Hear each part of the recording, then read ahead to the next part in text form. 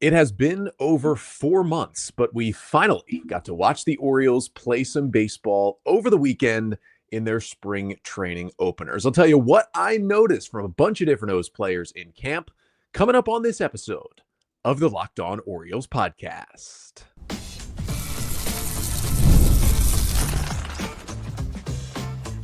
You are Locked On Orioles, your daily Baltimore Orioles podcast.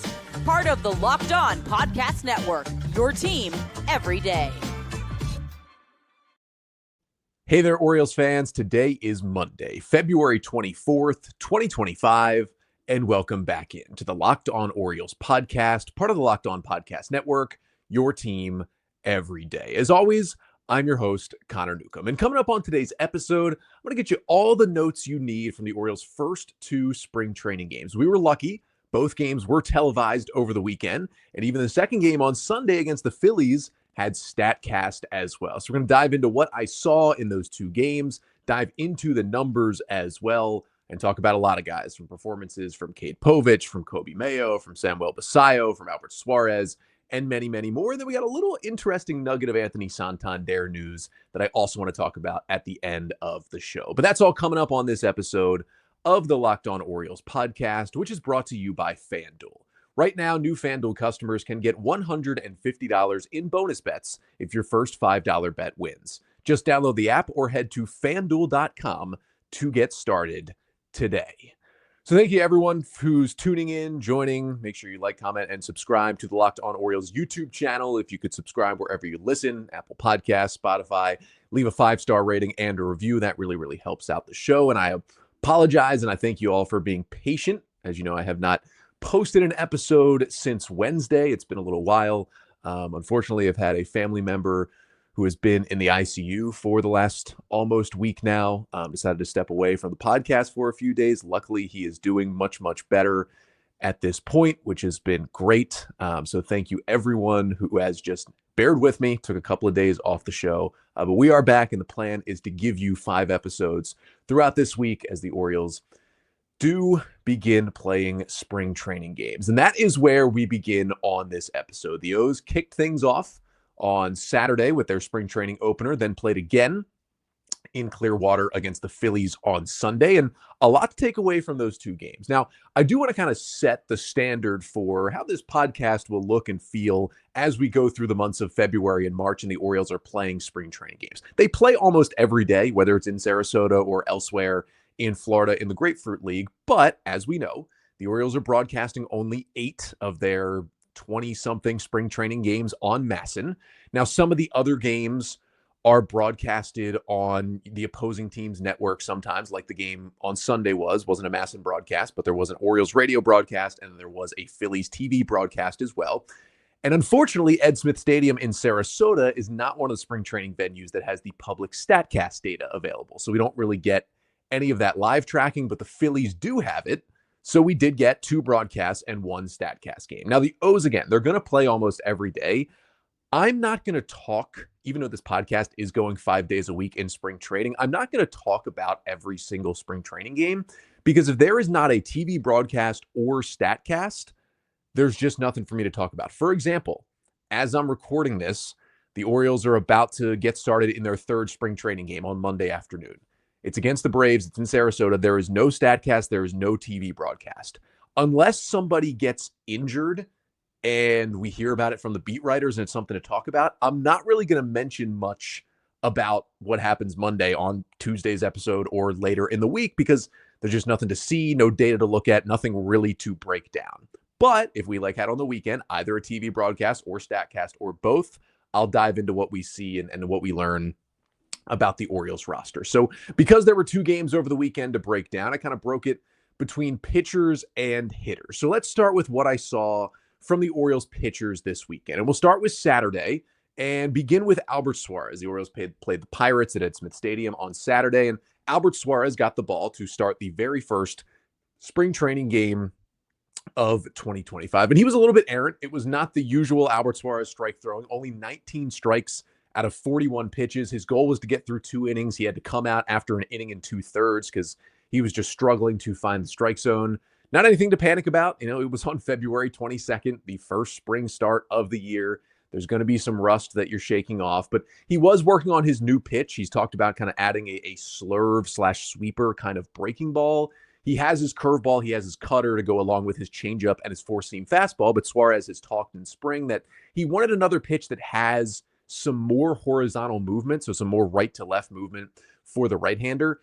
His cutter only has 3 inches of horizontal movement, his curveball with only 6 inches of movement. So it's not getting huge break from either of those pitches that he throws. So he wanted something that could really move away more so against right-handers. And so he's added the slurve. He kind of struggled to throw it for a strike the times he mixed it in there on Saturday afternoon. Brandon Hyde said after the game, he's been throwing it really well and throwing it for strikes in his bullpens. So just a matter of time before it translates to his game outings. And listen, after that one, we're going to have to see a lot more pitching from all these guys in this rotation battle.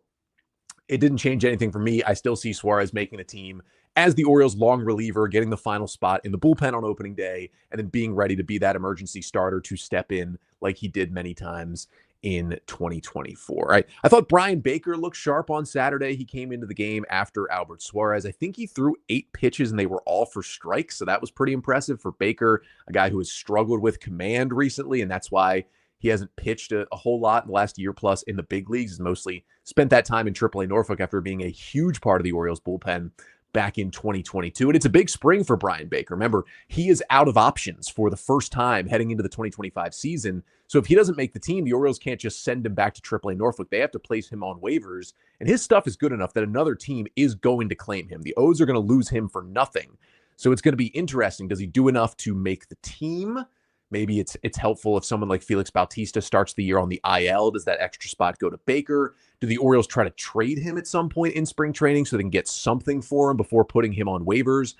Does he struggle this spring and then nobody claims him and the O's can keep him in AAA? It's going to be a really interesting storyline to watch Brian Baker and see if this is kind of the end. But I thought his slider had sharper break than usual. He threw all 3 pitches for strikes. That was a good sign, a good beginning to an important spring for Brian Baker. We also got the full Cade Stroud experience, hard-throwing right-hander who has been in AAA the last year plus. The Orioles added Stroud to the 40-man roster this offseason to protect him from the Rule 5 draft. And listen, you got what you've seen throughout his minor league career. You got 2 strikeouts with some high-velocity, nasty stuff, good cutter. You also got 2 walks. He started to spray the ball a little bit, but he did strike out DJ Stewart, and nobody else was able to do that against the former Oriole who is with the Pirates on a minor league deal in big league spring training. Stewart was crushing the ball that first 2 at-bats, but Stroud struck him out. So you kind of got the first taste of why did the Orioles add this guy? Well, it's electric stuff. Why has he not been in the big leagues yet when he's in his late 20s? He still struggles with the command. So we'll see what Stroud can do as he tries to make this team. And if he doesn't, he goes to Norfolk and how he can find his way onto this roster because he'll be earlier in the pecking order this year now that he is finally on the 40-man roster.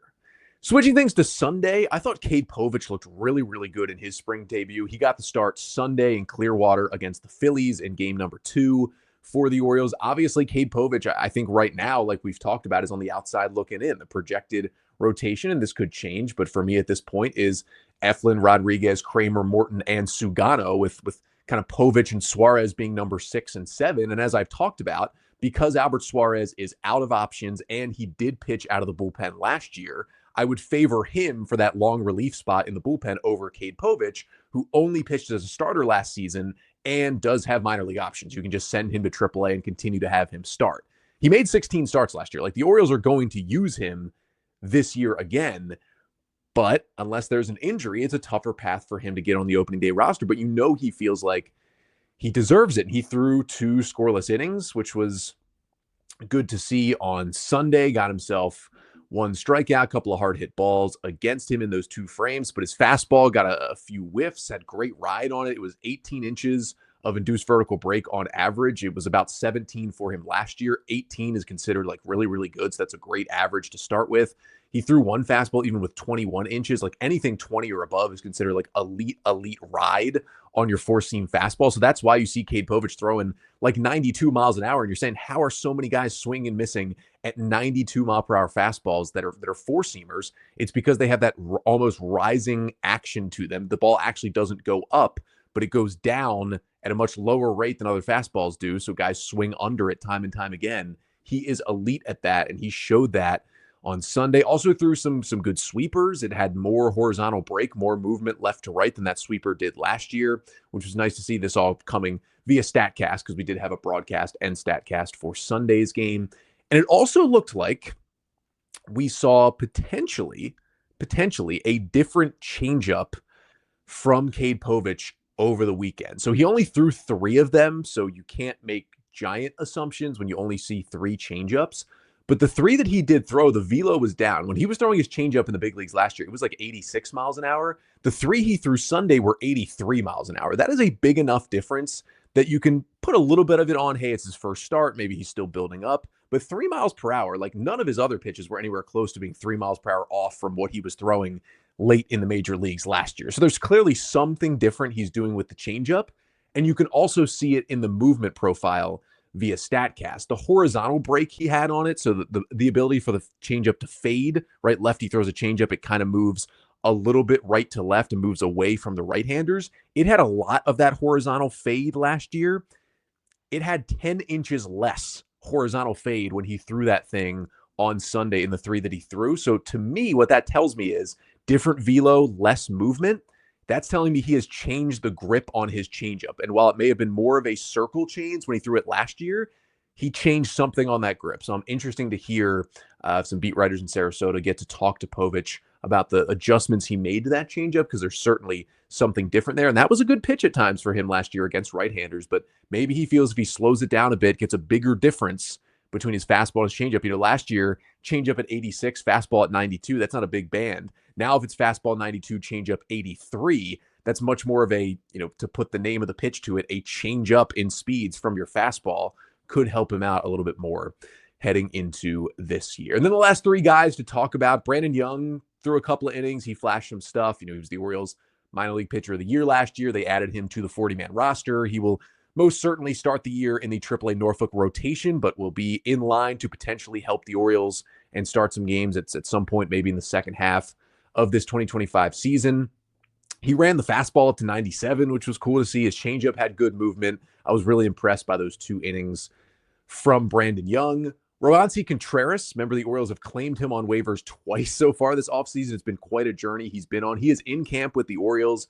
All the stats and the box score say that Brandon Young pitched 3 innings. That's not what happened. Young pitched the 4th and 5th. Contreras came in and pitched the 6th. Just whoever was doing the stats, for some reason, thought Young was still out there. So Contreras isn't even listed, at least at this point on Monday when you're looking through the stats. But don't worry, I watched the broadcast. It was Roansy Contreras who pitched.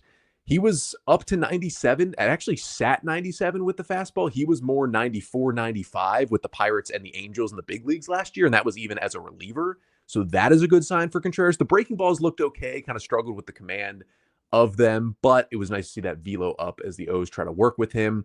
And then finally, Kyle Brnovich. He came over a while ago. He was one of the pieces in the Dylan Bundy trade that got the Orioles, most notably Kyle Bradish, but also got them Brnovich. He's been coming off of Tommy John and some other arm injuries. He just hasn't pitched a whole lot. Was able to pitch a good chunk of a season at AA last year, but Brnovich pitched the 8th and 9th, 2 scoreless innings, 4 strikeouts, got Justin Crawford to strike out looking, one of the Phillies' top prospect, on a nasty backdoor breaking ball in the 8th.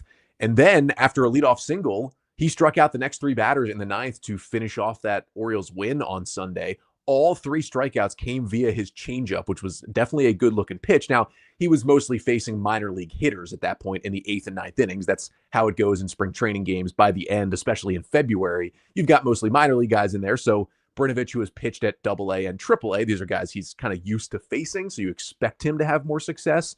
But it was nice to see him put on that big league uniform, be healthy out there, and a guy who will certainly be in Norfolk this year, pitching well, and maybe he can be moved to a relief role with the O's this season and can maybe, you never know, get himself to the big leagues at some point. That'll do it for all the pitching that I saw this weekend. Now let's shift it over to the hitting side. Some interesting stuff there, including a change for Jackson Holliday in his batting stance. We'll talk about that coming up next.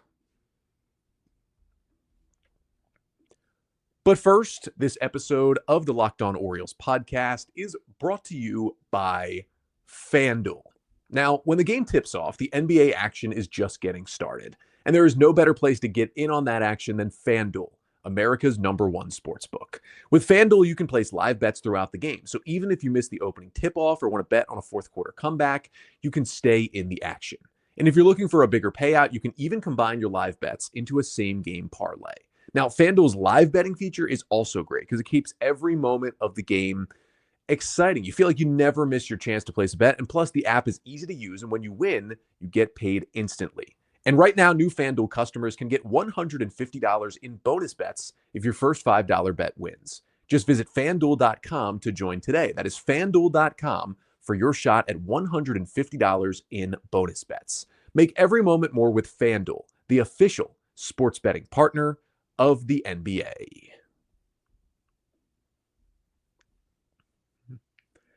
So we move from the pitching to what I saw on the hitting side in the Orioles.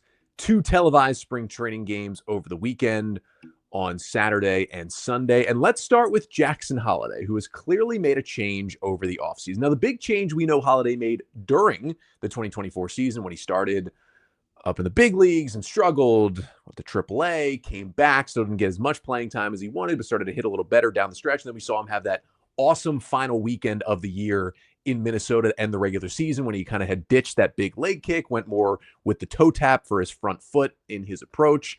Holliday didn't get in the game on Sunday, but he was in there on Saturday, and the first thing I noticed was the stance was different. His bat, he was holding it a lot more upright. Now, his body stance in general was pretty much the same of what we saw from Holliday on the left side of the plate last year, but while the bat last season was more at a 45-degree angle, was kind of slung over his shoulder a little bit more, the bat was much more straight up. And if you're watching here on the Locked On Orioles YouTube channel, I'm going to show you what I mean with the difference. So you can see it here. On the left is Holliday in one of his final plate appearances of 2024 in that final series of the regular season in Minnesota against the Twins. You can see how the bat's at kind of more of a 45-degree angle, angled up above his shoulder. Now, he's still standing tall, as you can see over to the right. That is a screenshot from Saturday's spring training game, the first time he was out there coming up to the plate. And as you can see, the hands are a little bit further away from his body, and that is to allow the bat to stand much more straight up. Now, it's not fully straight up and down. It's still at a bit of an angle, but not nearly the angle the bat was at last year. And when guys change their hand position or their bat angle when they're in the box, it's usually about getting their hands to the baseball faster or just a better swing path. And obviously, he worked with whomever, his dad, Orioles hitting coaches, different people over the offseason and figured out that maybe that bat more straight up and down is going to help him this season. His stance was also slightly more open, not by a whole lot, but you can kind of see it in the screenshots here is his feet a little more wide open. But the biggest thing is really that bat angle being more up and down. So we shall see what that is able to do for him. It'll be interesting if he continues with that throughout the spring and how it changes anything like bat speed and his ability to get to certain pitches. I'll be interested to see that, and that'll certainly be a storyline that will continue throughout the spring. Next guy that caught my eye was Luis Vasquez. Remember, the Orioles made a small trade to get him from the Cubs after they had DFA'd him a couple of weeks ago before spring training. O's got him. O's sent him through waivers. He cleared waivers, so he remains with the Orioles off the 40-man roster, but in AAA Norfolk, and then was still invited to big league spring training. He made 3 really slick defensive plays at shortstop in Saturday's game. Once he didn't start, but once he entered the game. Really tough over-the-shoulder catch in left field, made a spinning throw up the middle at shortstop.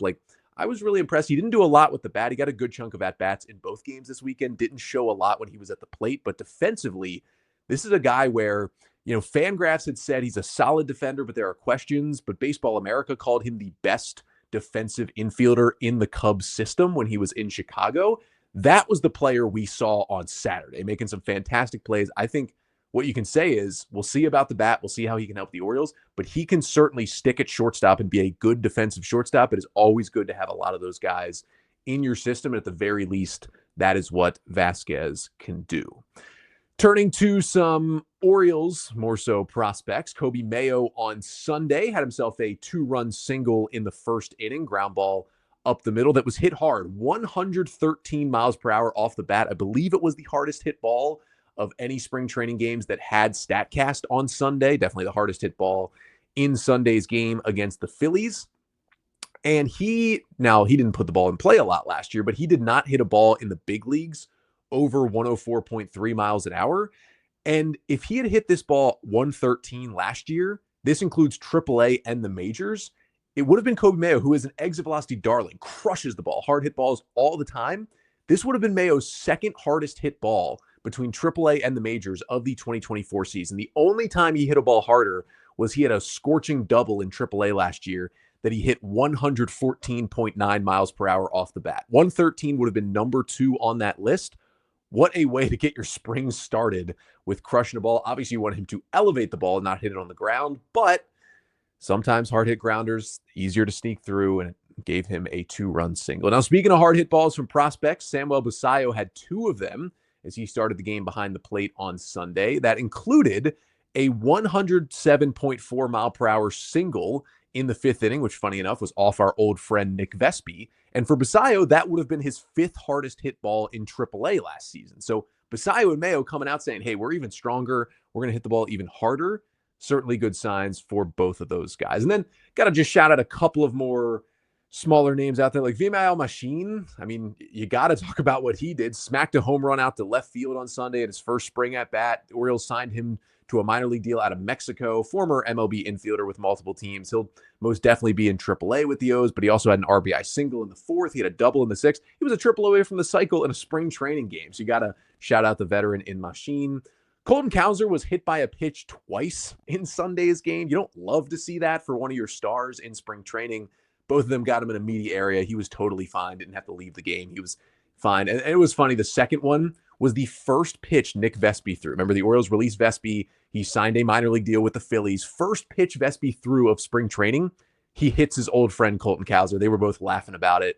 But then Vespi came up and in and almost hit Coby Mayo. And then he came up and in and almost hit Nick Gordon. So he almost had 3 hit by pitches in his inning against his old team. Yeah, it was funny the first time, but after that, it's like, please don't hurt your former teammates. Yeah, just interesting to see Vespi in another uniform for the first time. And then a couple more guys. Jordan Adams, who the Orioles brought in on a minor league deal, infielder, outfielder, who was with the Angels, had a ground out in the 9th inning, or I believe 8th inning. It was an RBI ground out for Adams on a 3-0 pitch. Ball came off his bat at 109.5 miles per hour. When we have track data, so that is his time in the big leagues and his time in AAA over the past 3 seasons, Jordan Adams has never hit a ball that hard tracked by StatCast. That was, unless he hit one harder in the lower minors, which is possible, it just wouldn't be public information, that was the hardest hit ball of his career. So already, the Orioles have clearly done something with his swing and his approach to tap into his raw power. And again, it was on the ground, so you take it with a grain of salt, but definitely interesting in that first at-bat from Adams. And then you got to shout out 2 prospects. Judd Fabian and Dylan Beavers both played off the bench in both games. Both smoked hits in the top of the 9th inning of Sunday's game. That was certainly nice to see for those 2 guys who will begin the year in AAA. But hey, you never know. If the Orioles need some more outfield depth, those guys are going to be knocking on the door in 2025. But those are the notes from spring training. If I missed anything, let me know. Put it in the comments here on the Locked On Orioles YouTube page. Email me, lockedonorioles@gmail.com. If you saw something in the Orioles 2 spring training games this weekend that you thought was interesting, and I can certainly bring it up on the podcast or chat with you about it further. One more piece of news to get to. It surrounds Anthony Santander. He said something interesting over the weekend about the Orioles' pursuit of him in free agency this offseason.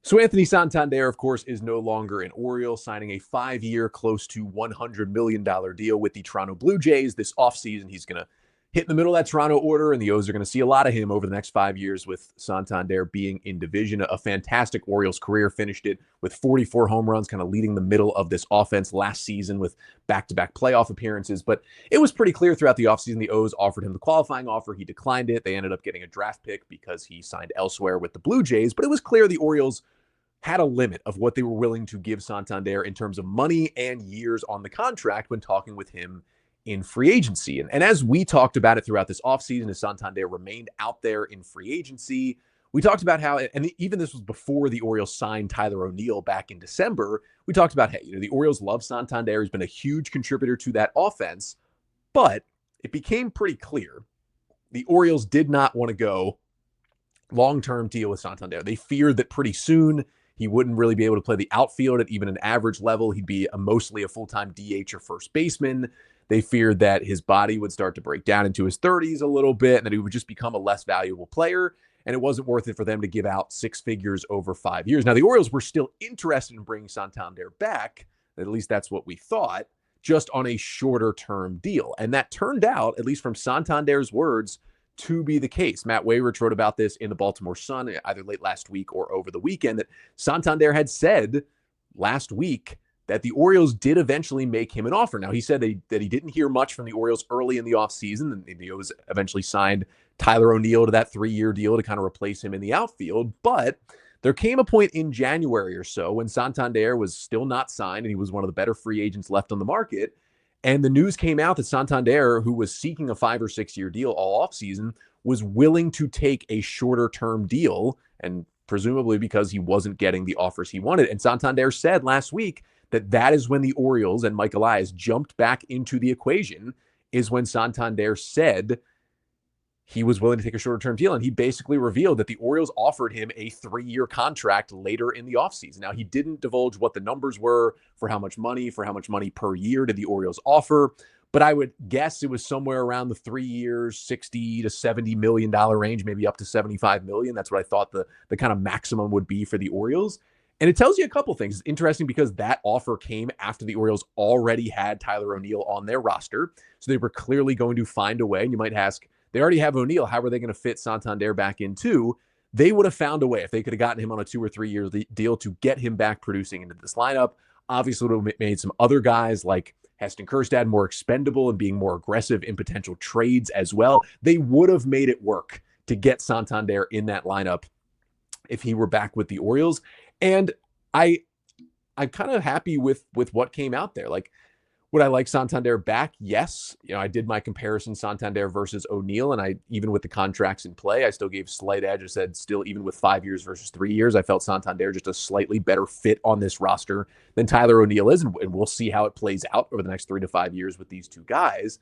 But I love that the O's were not just like, hey, we're done with Santander. They were still clearly very interested in bringing him back if they offered him a 3-year deal late in the offseason when they had already signed Tyler O'Neill. That tells you how much they would have wanted to put him in their lineup, and also tells you how little they wanted to shell out 5+ years and $100+ million for Anthony Santander. And the way the reporting came out with him, it feels like the Angels may have offered him a bigger offer. I mean, why would you want to play there? At least the Blue Jays have their stuff together a little bit better than the Angels do.